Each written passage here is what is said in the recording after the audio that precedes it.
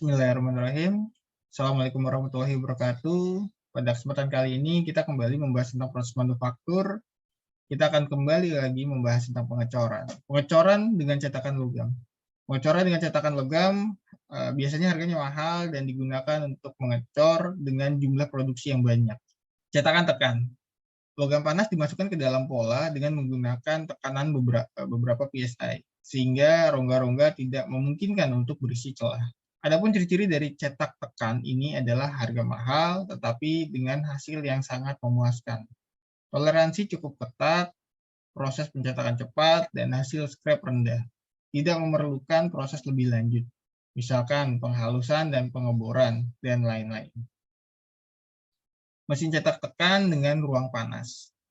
Logam dengan paduan seng, timah, dan timbal dengan titik didih rendah pada ruang cetak tekan panas dalam waktu yang singkat dengan menggunakan cetakan hidrolik. Kemudian hasil cetak dikeluarkan. Kemudian diisi kembali dengan cara yang sama, seperti terlihat pada gambar. Ini gambarannya. Jadi cetak tekan di logam cair dituangkan, lalu ditekan sehingga menghasilkan sebuah produk.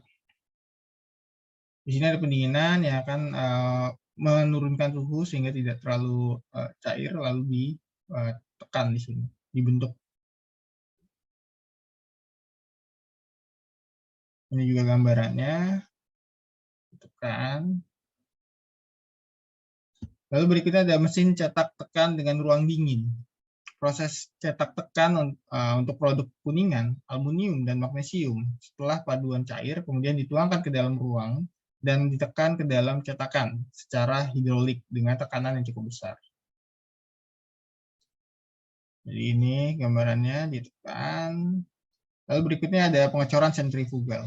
Proses pengecoran ini dilakukan dengan penuangan logam cair ke dalam cetakan dalam keadaan bergerak, berputar, sehingga cairan akan menempel pada permukaan sehingga membentuk pola.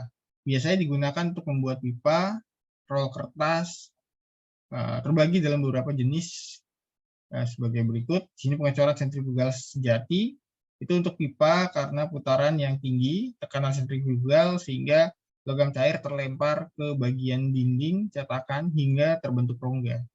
Yang berikutnya ada pengecoran semi sentrifugal. Pada proses ini, cetakan diisi penuh dan berputar pada sumbu vertikal dengan kecepatan rendah sehingga bagian tengah akan berongga.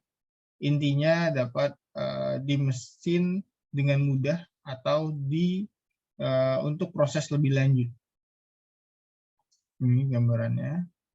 Jadi nanti si mesin akan berputar dan material atau logam cair akan menempel ke bagian sekeliling dari cetakan yang berputar tadi.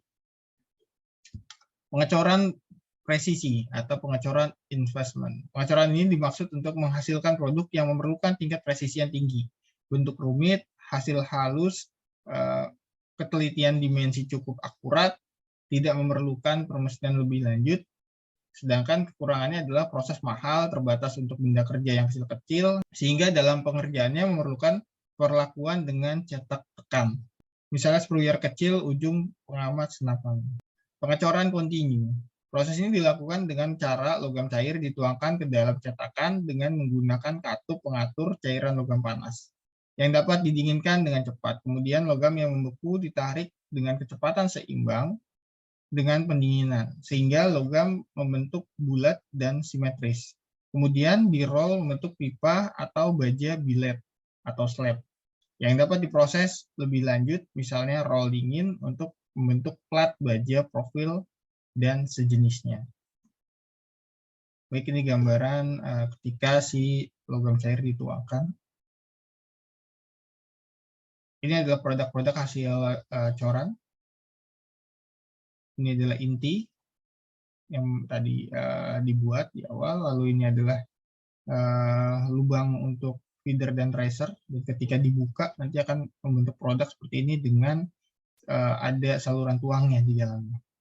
Saya rasa ini dulu yang bisa saya sampaikan. Mohon maaf jika ada kesalahan atau ketidaksesuaian dalam penyampaian. Selanjutnya bisa kita diskusikan di kolom komentar. Saya akhiri. Wassalamualaikum warahmatullahi wabarakatuh.